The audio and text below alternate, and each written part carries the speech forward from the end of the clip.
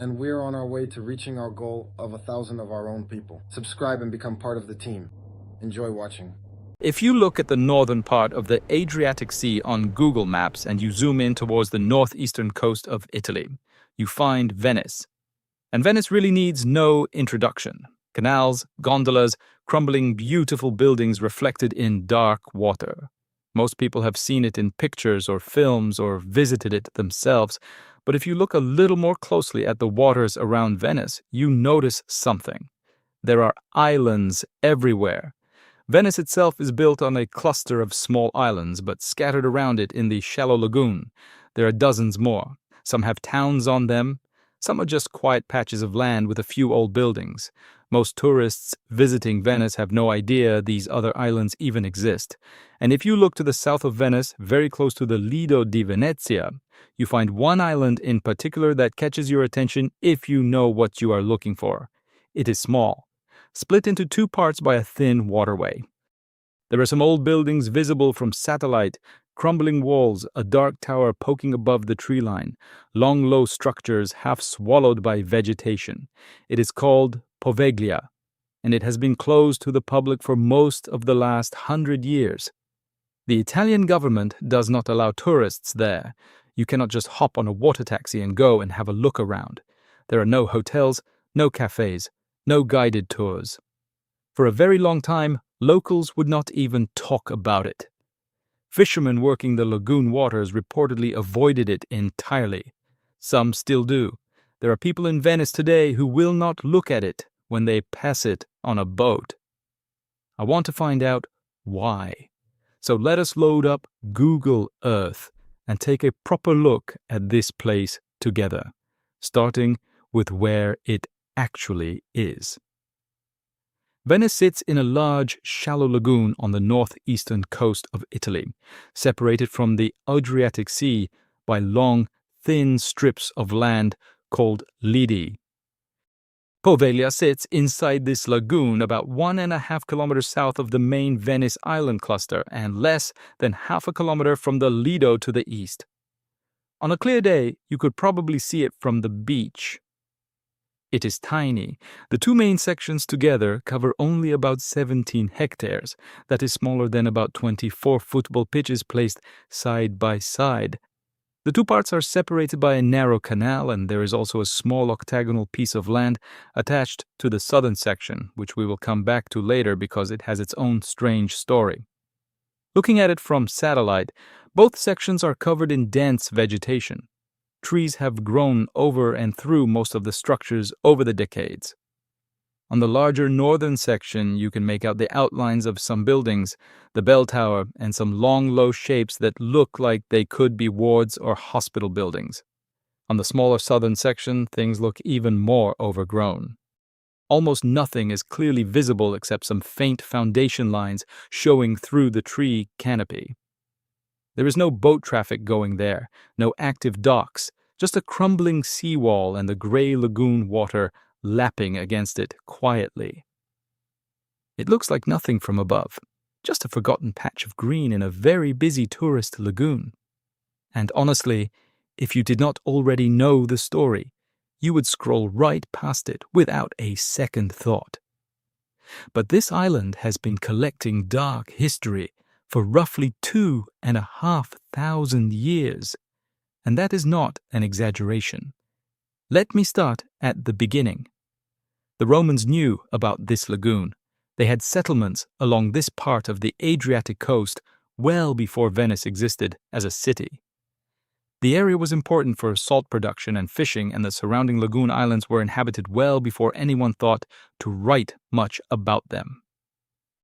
The first time Poveglia appears clearly in historical records is around 421 AD, right around the time the Western Roman Empire was falling apart completely. People from the nearby mainland cities of Padua and Este fled into the lagoon islands to escape the invasions tearing through northern Italy. Visigoths, Huns, various groups sweeping through and leaving destruction behind them. And the lagoon was genuinely difficult to navigate if you did not know it well, so it became a place of refuge, a place to disappear into and survive. Poveglia was one of those refuge islands. People settled there and built a small community. For several centuries after that, Poveglia functioned as a real settlement with an actual population, its own churches, community structures, and its own political identity within the broader Venetian lagoon network. Some estimates suggest a few thousand people at its peak, which for a tiny lagoon island is actually a significant number. But then in 1379, something happened that ended Poveglia as a normal human settlement forever.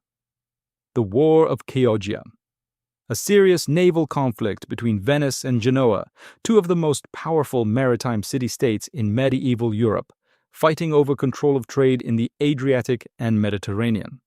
The Genoese fleet actually broke into the Venetian lagoon and positioned themselves dangerously close to Venice itself. It was one of the most threatening moments in the entire history of the Venetian Republic. The Venetian authorities ordered the evacuation of several lagoon islands to manage the military situation. Poveglia's population was relocated to the Giudecca, closer to Venice proper. The war ended in 1381 with a Venetian victory, but the people of Poveglia were never allowed to go back. Whatever political reason existed for keeping the island empty, it held. And it kept holding. Their island sat empty, and then the plague arrived. To understand what happened to Poveglia next, you need to understand what bubonic plague actually did to this region. The Black Death first reached Venice in 1348. In that first outbreak alone, estimates suggest the city lost somewhere between half and two-thirds of its entire population. In a city of perhaps 120,000 people, that is a death toll that is almost impossible to picture happening in a matter of months. Streets that were busy in the morning were empty by winter. Venice was a trading hub. Ships arrived constantly from all over the known world. That made it extremely vulnerable to exactly this kind of disease. The Venetians understood this connection faster than most places in Europe, and they became pioneers of what we would now recognize as organized public health policy. One of their key tools was quarantine. The word quarantine actually comes from the Venetian Italian word for 40, quaranta, because ships arriving from potentially infected ports were required to anchor offshore for 40 days before anyone could disembark. This was a genuinely sophisticated public health idea for the 14th century. It saved a lot of lives, and Poveglia became a central part of this system. From 1348 onwards, the island began to be used as a quarantine station. Ships carrying sick passengers or coming from ports where plague was active were directed there instead of being allowed to continue to Venice. People showing symptoms were removed from ships and taken to Poveglia to either recover or die, away from the general population of the lagoon. The island also became a place to deal with the dead. This is the part that most people focus on when they talk about Poveglia, and it is difficult to overstate how extreme it was. Over the following century and beyond, as plague outbreaks continued to strike Venice and the surrounding region repeatedly, enormous numbers of bodies were brought to the island and buried there. In some accounts, bodies were also burned in large pits on the island's surface. The soil itself was being changed by what was being put into it. Some estimates that circulate suggest that over the course of its history as a plague site, upwards of 100,000 bodies may have been interred on Poveglia. I want to be careful with that number because I could not find a rigorously sourced document that confirms it with precision. It has the feel of a figure that gets repeated and quietly inflated over time. But even accounting for exaggeration, the archaeological and historical evidence is consistent with massive numbers of burials taking place there across multiple centuries. Researchers who have examined the island have found remains consistent with mass burial sites. There are accounts from later periods of the island's soil being visibly darker in certain areas and of human bones being exposed near the surface after storms or coastal erosion. In 1527, Venice used Poveglia again during another serious outbreak, building additional quarantine facilities on the island.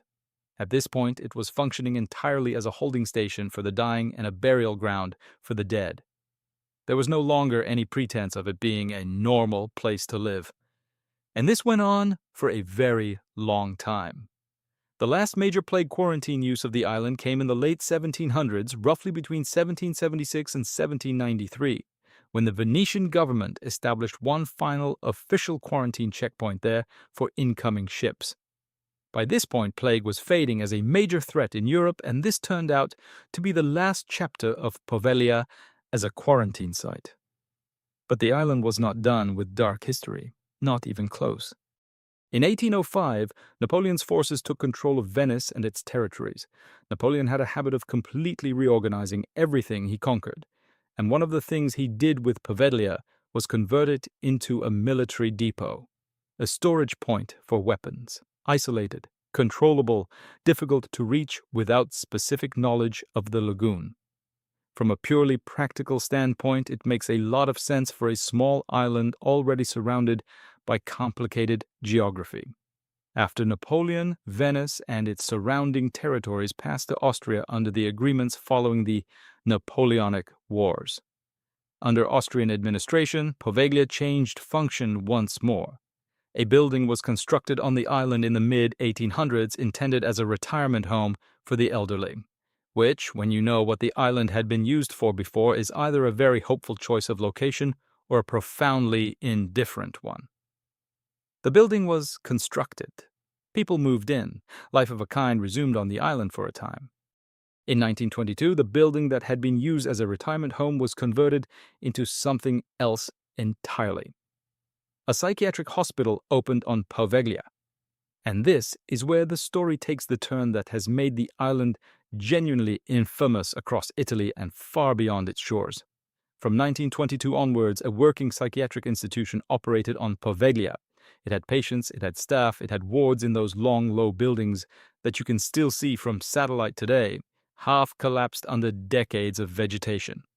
Patients were brought there by boat from Venice and the surrounding mainland.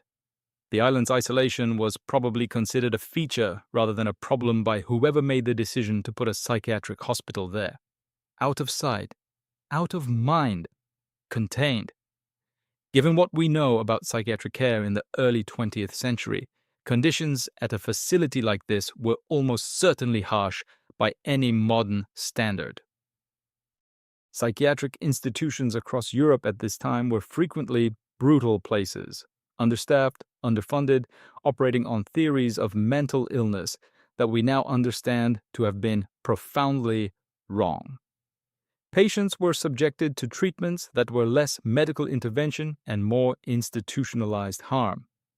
Lobotomies were considered cutting-edge science. Insulin shock therapy, hydrotherapy, various procedures that sound barbaric now were completely routine across the whole field. So the baseline reality of the Poveglia Asylum, even without any additional layers of story on top of it, was probably already grim enough. But there is a story that has attached itself specifically to this place. A story about a doctor. According to the account that has been passed around and written about for decades, a particular doctor working at the Poveglia Asylum in the mid-20th century became obsessed with the island. He began conducting experiments on patients beyond anything that could be justified as treatment. Surgeries performed with crude instruments, procedures carried out with no therapeutic purpose. And the story continues that this doctor slowly lost his mind, that the island, saturated as it was with centuries of plague dead and concentrated suffering, drove him into a breakdown, that he climbed to the top of the old bell tower and threw himself from it, that he survived the fall barely and that something finished the job.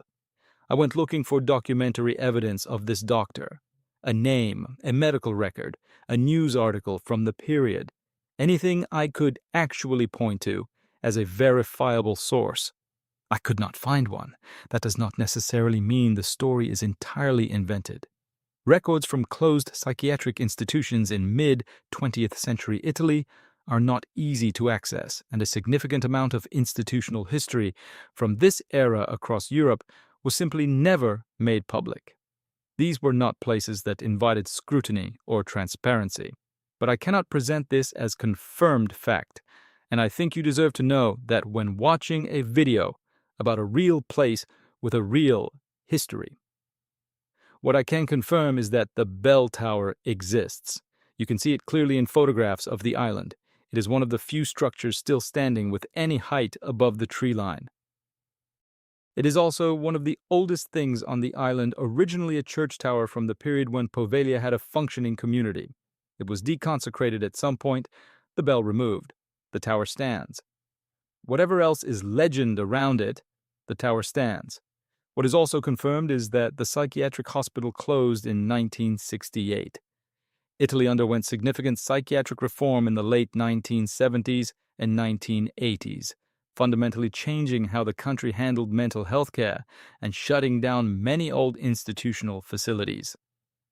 Poveglia's hospital closed slightly ahead of this main reform wave, and by 1968, the island was completely empty once more. After 1968, Poveglia went silent. A brief period followed where part of the island was apparently used for small-scale agriculture. A little wine was reportedly produced using vines grown in the island's unusual soil. Whether you find that detail interesting or deeply uncomfortable probably says something about you. Then in 2014, the Italian government put Poveglia up for auction as part of a broader effort to sell off state properties. A 99-year lease was offered. There was considerable public debate in Venice. Many locals and civic groups argued the island should not be handed to private interests at all, that its history made it a site of collective significance. A group of Venetian citizens even launched a crowdfunding campaign to buy the lease themselves and keep the island publicly accessible. The crowdfunding did not succeed. The lease was sold for around 513,000 euros.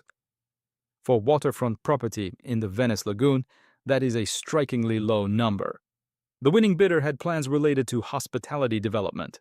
Those plans, as far as I could establish, have not moved forward in any significant way. The island remains closed. The buildings continue their slow collapse. Vines are working through the brickwork. Plaster is long gone from most walls. The bell tower stands.